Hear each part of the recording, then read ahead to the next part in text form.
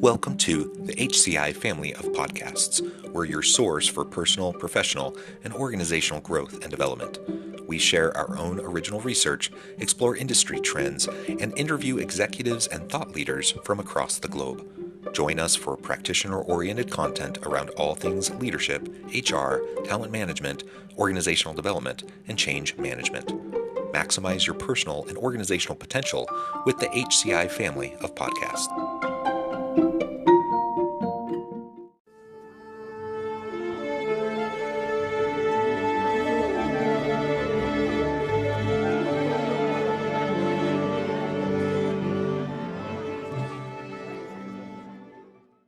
Randi Roberts, welcome to the conversation today. Thanks so much, John. I'm really glad to be with you. It is a pleasure to be with you. You're joining us from Pennsylvania. I'm south of Salt Lake City in Utah. And today we're going to be talking about getting in the driver's seat of your own career. I love this topic. I love the idea of personal ownership and responsibility over taking our career in the direction we want to go. And I'm really fascinated to, given the current landscape of the nature of work and organizations and technology, disruptions, all of these sorts of things, the reality is people are shifting careers more now than they ever have in the past. People are going to not only switch jobs, but switch entire careers during their work life. And if that's the case, I mean, you either are going to be acted upon, or you're going to be proactively seeking out the type of transitions that you are hoping to have. So that's what we're going to be exploring together today. As we get started, I wanted to share Randi's bio with everybody. Executive and career life coach Randi Roberts is all about helping professionals become re-energized by their work and attain career fulfillment without compromising what matters most. As a coach, Randi prides herself on helping clients unlock their highest potential and provides them with the tools to get there. She knows the importance of finding balance in her coaching, giving you the push you need to take action and overcome obstacles, while simultaneously holding a space for you when you need to pause and breathe and regroup. Randi, it's a pleasure again to have you. Anything else you would like to highlight by way of your background or personal context before we dive on in? No, I think you've summed it up nicely. I guess I'll just mention as a backdrop to what we're talking about is one of the reasons that I'm so passionate about this is, like you mentioned, people changing careers. I myself have had two distinct careers. My first was 30 years in the pharmaceutical industry, so very much in the corporate world. And I have a lot of clients in that space now in pharma and biotech. And now I'm obviously an entrepreneur. I run my own coaching business. And so I see the world from a different perspective and bring a lot of that to our discussions and the coaching. I guess I've walked my talk. Yeah, well, wonderful. And I've done many different things. I can't say I've like completely transitioned, but I do multiple things simultaneously. I'm a professor, so my main number one gig is I'm a full-time professor at the university. But that has also afforded me, a home base and the stability to then kind of go out and do other side things and try things out. And so that's something I've done over the last 15 or plus years that I've been in higher education, is always, doing my main gig, my professor gig, but trying other things and doing consulting work and doing things like this podcast, things that I wouldn't have ever thought about doing before, but I really have loved to do. And so I'm in a bit of a unique space just because I kind of haven't. Most people don't have like a professor type of role like I do. So I'm really grateful for that. But I've at least dabbled a little bit in what we're going to be talking about today. And I appreciate, Randi, your background, and you've lived what we're going to be talking about, as have many of those who are listening or watching our conversation. All right. So as we dive on in, maybe frame up for us your kind of general broad level thinking around why it's important for us to take hold of the reins of our own career, rather than, kind of allowing it to happen to us. And maybe part of what I'm thinking as I ask that question is, things have shifted quite a bit, over the last 5-6 decades. I think of my parents' generation or even their parents' generation, and it was much more common for people to, maybe they go straight from high school into an organization and work there most of their career. Or maybe they go to college and then they go and work in an organization for most of their career. And some people would switch, but it was much more common for people to just kind of have their career path set up for them within an organization where they could climb the career ladder within that organization. That's not so common anymore. In fact, it's incredibly rare nowadays to see that kind of an opportunity where someone is sticking with the same organization for multiple decades. So that's partly why I'm asking the question is like, how do you see this career development kind of space today, perhaps in comparison to how it was in previous decades? Yeah, I think it's absolutely the right question because you're absolutely right. The thinking, and I remember early in my career, there were still so many people that went with one company and stayed with that company. And I knew for myself that that wasn't the right path. And I intentionally made a couple of moves to learn how things were done other places, get best practices from different places and things like that. So I do see people taking control more and sort of forging their own path. And I think it's really important, even if you did stay with a company, nobody's going to look out for you the way you do. Nobody knows you and what you need and what lights you up as well as you do. If you're lucky and you have advocates and bosses that go to bat for you, that's amazing. But still, you need to take control of that for yourself. And even if you're in a big company that has a very well-defined process, they have an agenda. It may work to your best interest, but they have an agenda to grow you and see what they can get from you, and for good and for bad, and apply to their business. If that fits what you want, what you need, that's great. But you need to know who you are and what you need at different phases of your life and your career in order to find the thing that fits. And so often I work with executives that maybe on a great track, and the work that they're doing that used to excite them now Yeah. exhausts them. Yeah. The same thing, because either the situation may have changed, they may have changed, their outlook may have changed. But when you start to feel that, like, I'm a big believer that people deserve to love their work while they're achieving their goals, but you have to take ownership of that for yourself. No one else can do it for you. Yeah, and the reality is, I mean, maybe in previous generations, under a different psychological contract, things were a bit different. Maybe, if you're invested in the company will be invested in you, and they'll have loyalty to you, and they'll help you progress as you show loyalty to them. That's just not the way it is now. And even the best companies like that do foster loyalty and who do have commitment and who do have people who want to stay there and work with them for a long time. The just general competitive dynamic in today's economy is just so fundamentally different than it was in past decades that you just can't ever fully count on the organization having loyalty to you. You could be laid off any moment. And we've seen that, in the tech sector over the last year and a half, people who have worked for decades in companies that just love the company, they want to be there, they've given their heart and soul to it, they've helped drive revenue and success, et cetera, and then boom, they're laid off. And it's just the way it is. Like, I'm not even judging that. I'm just saying it's hard. And if that's the way it is, you have to know that no one is going to consistently look out for you and your career and your best interests the way you will. Um, Totally. And to it your might point, even be, oh, I'm sorry. It might even not be that dramatic, John. It might not be you're laid off, you're cut. It might be your boss moves and you get a new boss who doesn't support you in the same way. yeah, So you yeah, definitely absolutely. have to be your own advocate. Yeah, yeah. And like you said, too, part of this is just we go through life stages, we go through career stages, we have needs and wants and priorities that differ over time, right? Like I think about today, people who listen to the podcast know I talk at times about my family. I have been married for 21 years. I have 6 children.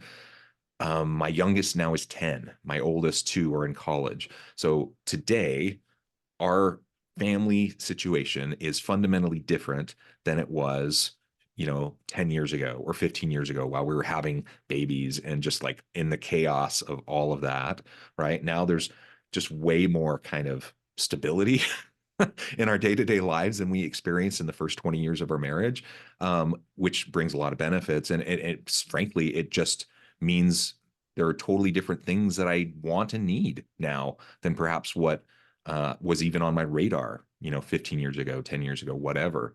And that's completely natural too. So it's, sometimes we talk about midlife crisis and people do go through existential crises, at times, and they feel trapped in their career or whatever. But sometimes it really is just a matter of like what you used to do, you loved, and what you used to do doesn't excite you anymore. And now it's time to make a change. Or you mastered whatever you used to do that you loved.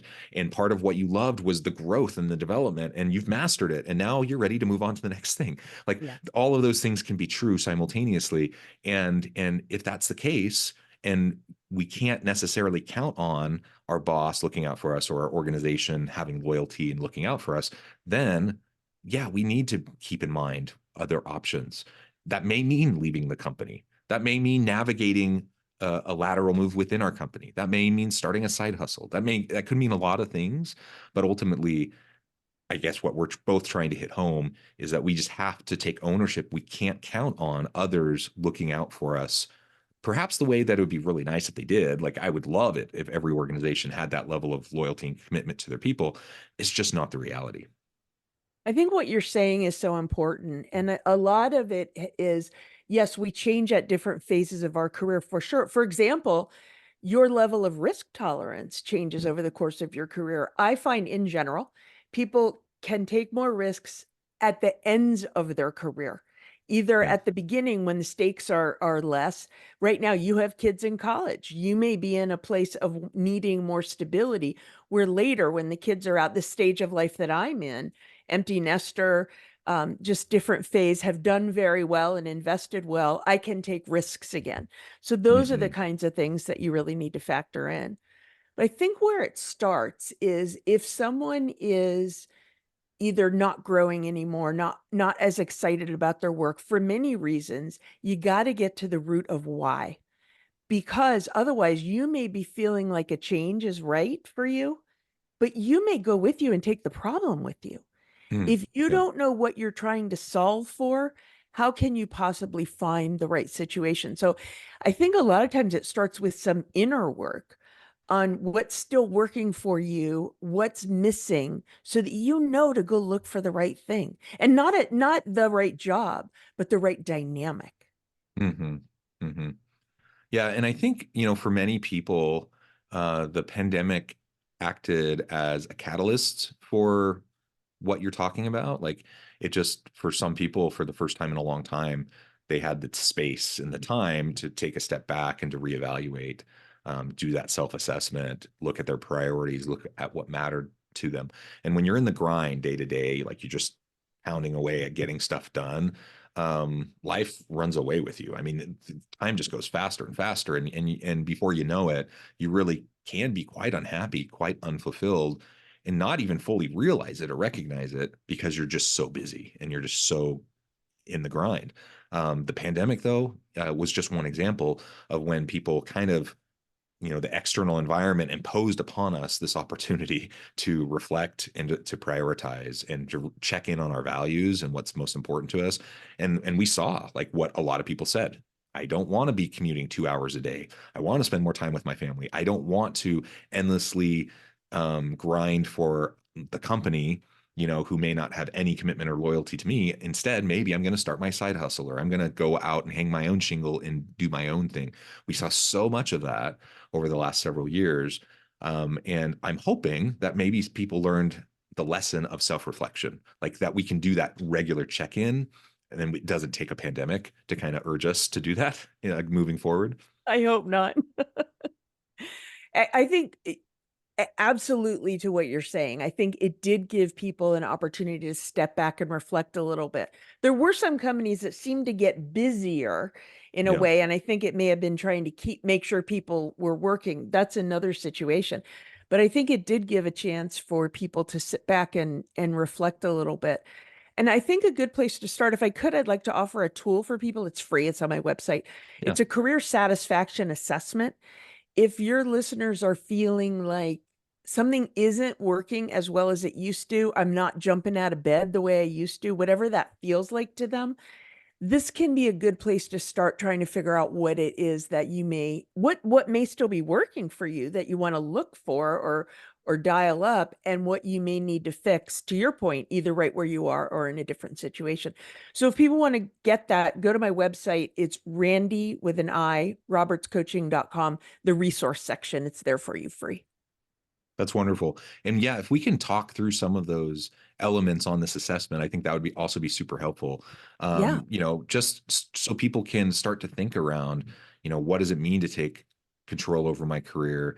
And everyone's situation is so different and unique. And so it's not like we can sit here today and say, give advice to, whatever tens of thousands of people might be listening or watching this, to say you should do this, this, and this. Like, that's not what we're going to do, because your situation is unique. Your family context is unique. Your career dynamics are unique. But there are some principles that we can put in place as we go through that process of self-reflection and as we try to be our own advocate.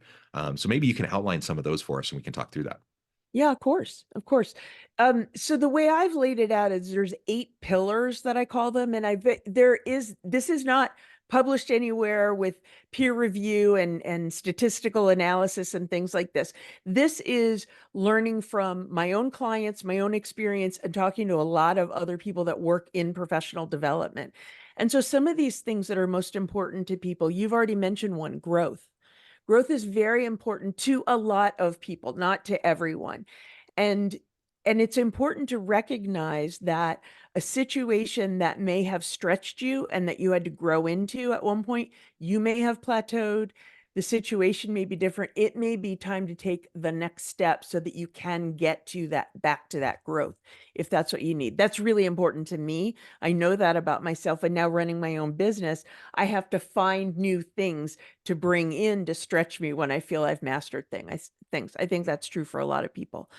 Something that people may not think of is one of the other dimensions is fun. Mm. Like, are you enjoying your work? Are you getting fueled by your work? And look, most people, even if you would say yes, that doesn't mean it's every minute.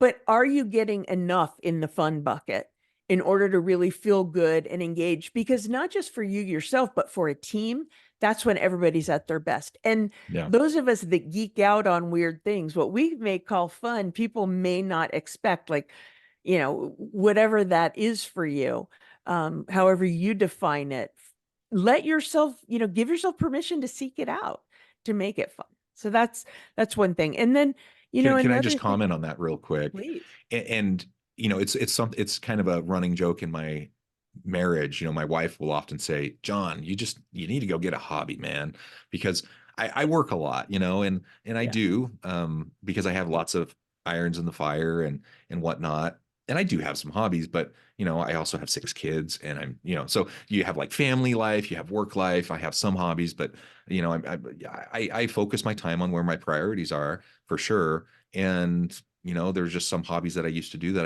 they're just not high on my priority list anymore. But that doesn't mean I'm not doing things that aren't fun or re-energizing to me. And in fact, a lot of the work I choose to do, for the very reason you were just describing, is because I derive a ton of fun and satisfaction from it.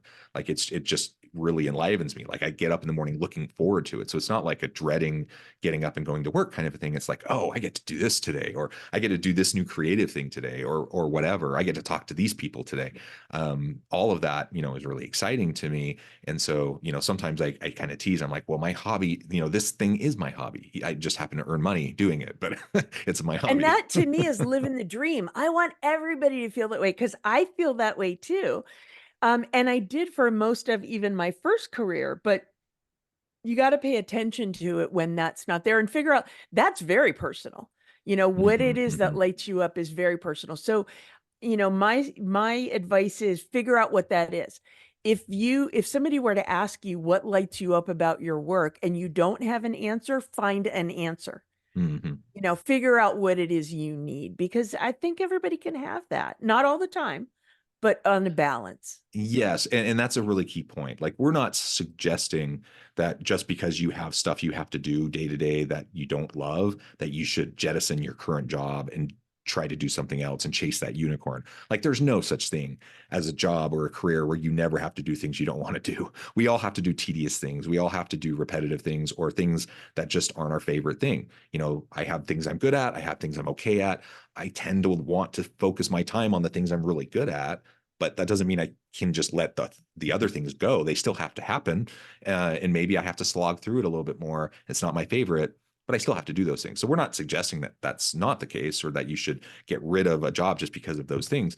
But it's about finding balance, and it's about finding what's the right balance for you, and is there enough of the fulfillment piece? Is there enough Yeah. of the enlivening, the energizing piece, to push you through, even when you're dealing with the slog? That's, I think, the question, right? Yeah, and I relate very much to what you're saying. I mean, the way I describe it for my world now is when I'm working in my business, when I'm seeing clients, when I'm having these conversations with people like you, when I'm doing speaking or running workshops, that's the stuff that I love. When I'm working on my business, sending out proposals, invoices, marketing, those things, that is what facilitates the other stuff. And so Yeah. you have to just sort of, put that into perspective and yeah, look at it as on balance. Excellent. And I'm sorry I interrupted you. You were on No, a roll. was What's the I? next thing you Oh, want to I can focus always on? get back on a roll, John. No problem. I think maybe I'll mention one other of the pillars that may surprise people a little bit, but it's connections. Hmm. Connections are very important to people in terms of their career fulfillment, because that can mean so many things. First of all, it's building a network that can help you. I mean, I firmly believe that when people are looking for new opportunities, it's your network that can get them for you much of the time. Even if you find an opportunity somewhere, the first place to look is, who do I know that works at that company, that has business with that company, that can make that connection for me? So from a career building standpoint, connections can be everything. These are people that can advocate for you, provide references, that kind of thing. And then it's also just the human connections. I Right. mean, most people, if you ask them about when were they happiest in their career, there's some element of working on a team and Mhm. and bringing the best out in each other. Now, there's a lot of us that are introverts, and frankly, I am an extroverted introvert, so I get Me what too. that means. That doesn't fuel everybody. But for the most part, there's some element of having that connectedness with others.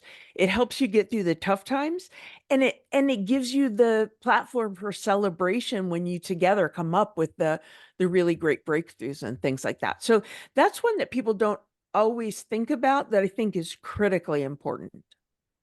Yeah, and just to comment on that, I have a good friend that just recently made a pretty significant career transition, and at the beginning of the year, so just less than a month into this, and she's super happy about it. She loves the decision, and she's not regretting it, but she's also dealing with the shift in the relationships, that relational piece of all the connections she had in her old job and the work that she was doing.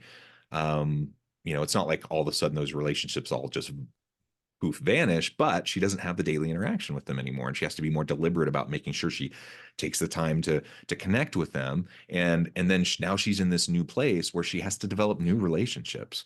Yep. And we were talking the other day, and she was just talking about how as excited as she is for this transition, she's also feeling lonely, and she's feeling like that's something that will have to change over time.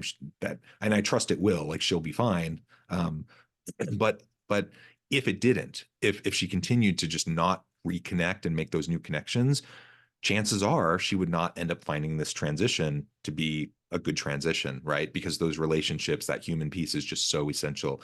And it doesn't Yeah. have to be just extroverts. Like you said, it's a spectrum, but I'm really an extroverted introvert. And I like my downtime, and I like my own time, and I don't always want to be around people, but I do want enough opportunity to connect with other people. Yeah.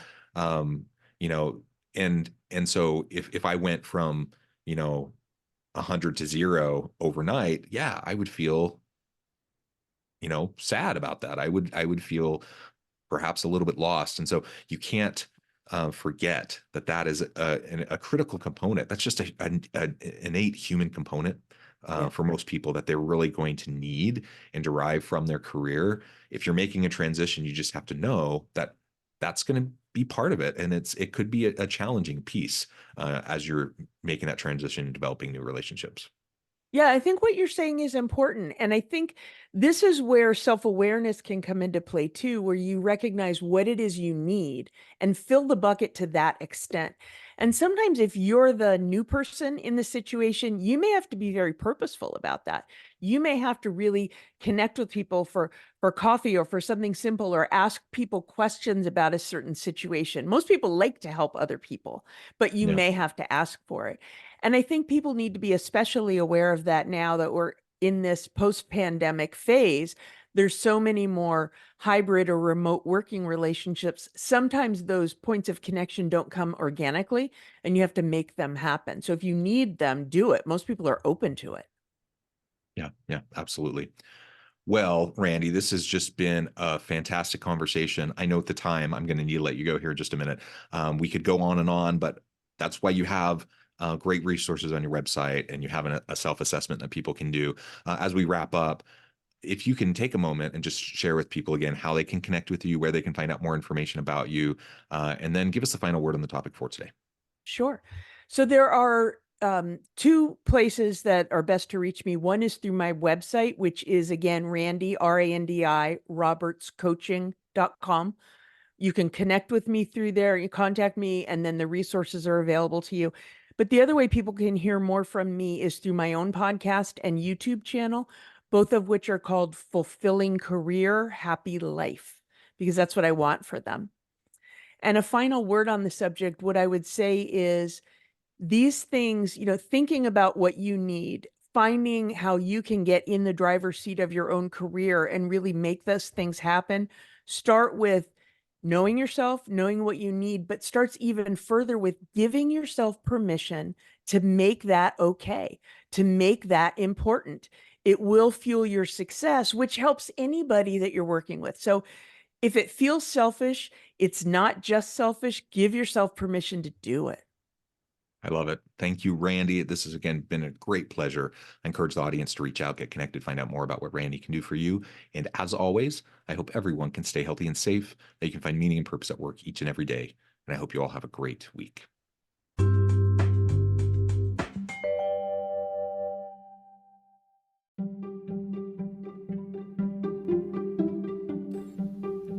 Thanks for joining us for this episode of the podcast. We hope you stay healthy and safe, and please join us again soon.